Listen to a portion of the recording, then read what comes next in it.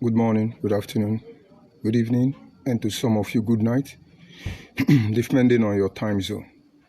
I am George Onyibe, and a very quick one. A message I simply titled, Do you ever wondered why the Igbos are making so much noise compared to other tribes in Nigeria? And honestly, this topic will not make the Igbos happy. It will create this emotion of resentment. They will want to hit me. They will want to disagree. And you see, by popular mentality, they will insult me. But let's call a spade a spade. Everybody is going through the same difficulty, through the same challenges as Nigerians. Even those in diaspora are not spared. But it is because of those who are ahead of us, their inability to speak up. That is why this mediocrity has been sustained for a very long time. But this is a new era. This is the time where those who are referred to minority must begin to speak up. This is the time where those who are not part of this shenanigan, this criminality, must begin to speak up. This is the time where true, genuine human beings, not just Nigerians, must begin to speak up and antagonize this disease that has plagued all of us. And now let's go back to my topic. If you watch Nigeria as we speak today, the Northerners want to talk. The Hausa want to talk. But honestly, they are not going to be as loud as they used to be. And that is because a lot of things are changing. And that is because people are speaking up. And of course, the Yoruba, do not expect them to speak up, except the hypocrites. Because at the moment, whatever they will want to speak against, by the virtue of the statu quo for Nigerian political arena, they can correct it. But then I do not blame them, because the errors that has taken more than 6 decades to maintain, to sustain, we do not wish for a miracle for us to get it right in a single day. But then you come out at this instance, and all of you, if you want to be sincere with ourselves, from 1999 to this very moment, it has always been one complaint to another from the same set of people. And why did I bring it now? Let us fast forward and forget about what has happened since 1999 till today. All of a sudden, we all believe Fulani herdsmen are responsible for ravaging Nigeria because they held power for a very long time. We believed they are responsible for kidnapping, farmers and herder clashes, among others. And then some group of Igbo people came out and cried bitterly for marginalization. This group, in my time, was headed by Nnamdi Kanu. But then I did not forget that before Nnamdi Kanu, there was another group headed by Raphael Owazurike. Both of them told the same part. The difference between them was that Nnamdi Kanu said that Raphael Owazurike is a criminal. And all of a sudden, they are handling the baton to one Simon Ekpa, who is a Nnamdi Kanu brother. Practically the same people. And now we are left in a very noisy country. Many people are not bold enough to speak up against it, because the Igbo man will always come to your inbox and say, we will kill you, we will do you this. But I pray God will help you to kill one of those people who are calling out your criminality. And I promise you, you will not even threaten another person again of killing them, not to talk of killing that person. And now we have come to a time, just what happened recently. Simon Ekpa, who is virtually responsible for the insecurity in the southeast as directed by Nnamdi Kanu, formed the government of Biafra people in exile. And now nobody has stopped them from fighting for Biafra. We thought what they were looking for was actually the restoration of Biafra. We were thinking they were marginalized. We believed all the lies, all the propaganda, all disinformation. We never knew the level of their determination to put us in the position where we have found ourselves. I'm coming, don't be in a hurry. And so all of us joined our voice. We started campaigning. We want Biafra. We want Biafra. The marginalization is too much. And as we get closer to those in authority, money began to change overhand. I do not expect you people to believe, but then you cannot forget in a hurry that then I was the African rep. being the African representative of IPOB, I was also in charge of the whole Nigeria. So the Northern Coordinator, the Western Coordinator, the Biafra Land Coordinator as they are called, and the Eastern Coordinator, all the 3 regions in Nigeria per se, all of them were under my control. And so I began to see what they were doing, but they were not looking for Biafra. Everywhere was noise. Give us Biafra or death. You must give us Biafra. Hausa had a full share of this criminality. Yoruba people were not spared. And it looks to the whole world that what we are going through is bad. A lot of people began to call. I've been called by so many media platforms, home and abroad, from BBC to Al Jazeera, almost all the media platforms have called me, interviewed me. What did you see there? And in most cases, I almost convinced them. But thank God, I'm with my brain, and I'm still with my brain, very intact. And then we began to look at the issue of insecurity. News began to come up. I will receive a call. Nigerian military just killed some of our people in Anambra. And I'll call the coordinator. What am I hearing? He said, God, don't mind them. It is China Sanguru and Benjamin Madubugu that are responsible. But when they do it, they will tell you it's Nigerian military. And I'm not trying to exonerate anybody, but these are the things I began to see. Of course, China Sanguru can answer to that question. I was in Calabar one day, and a call came to me from a coordinator known as Chijoke.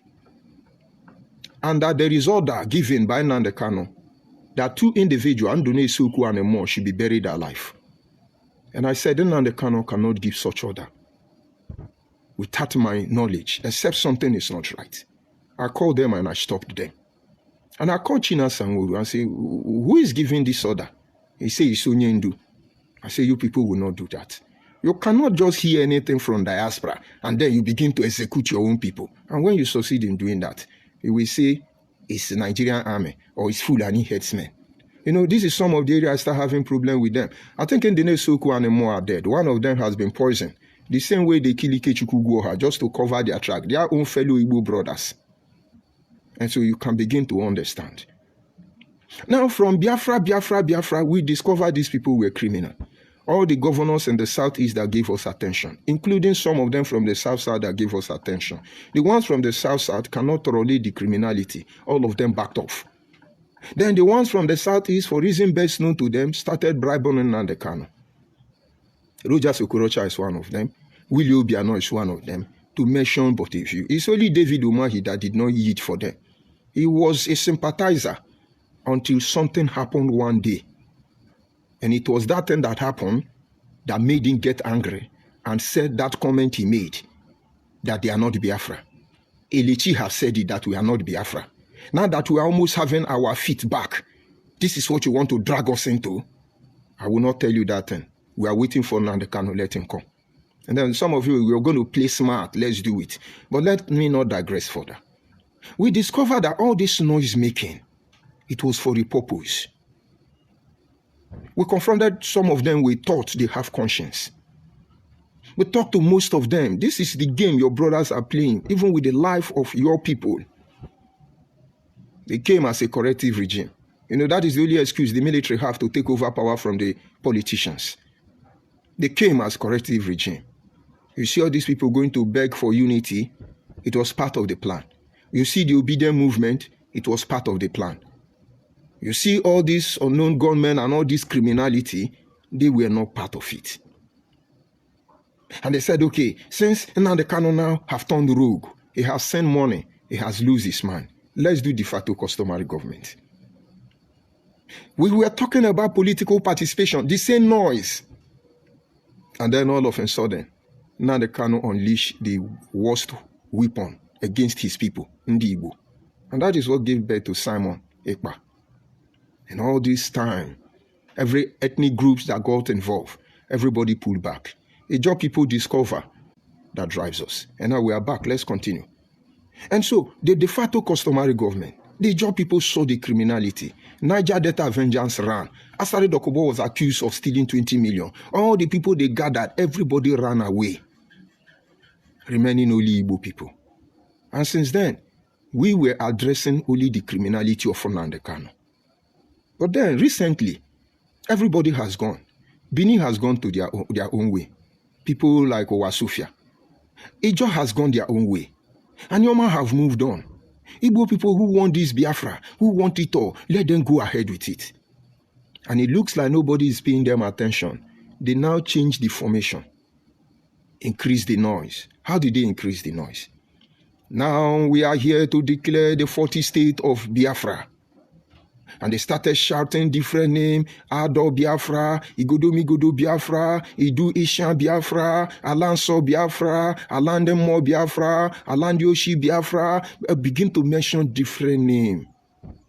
But if we... Okay, he's back. And now, everybody pulled back. All they are doing, all of a sudden, there is quietness, there is peace. They made that statement. The Yoruba, the Hausa, would have been fooled and say, all these people are with them. That is a way to go. But the point is, why are they calling other ethnic groups into their Biafra? Why? They want noise. They want noise. And the question should be, have you ever wondered why this noise is coming from Igbo people? Do you think they know Bini people are not with them? Do you think they know that the last thing they can do now is to win Anyoma over? Do you think Ogoni people will follow them? Are you sure Ikwere people will agree with them? Are you telling me Ibibio, Efik, and Anang will subscribe to it? Page, but that will not deter us from doing what we are doing. And so, like I was saying, do you think all this ethnic group, considering what they have suffered, will agree with them?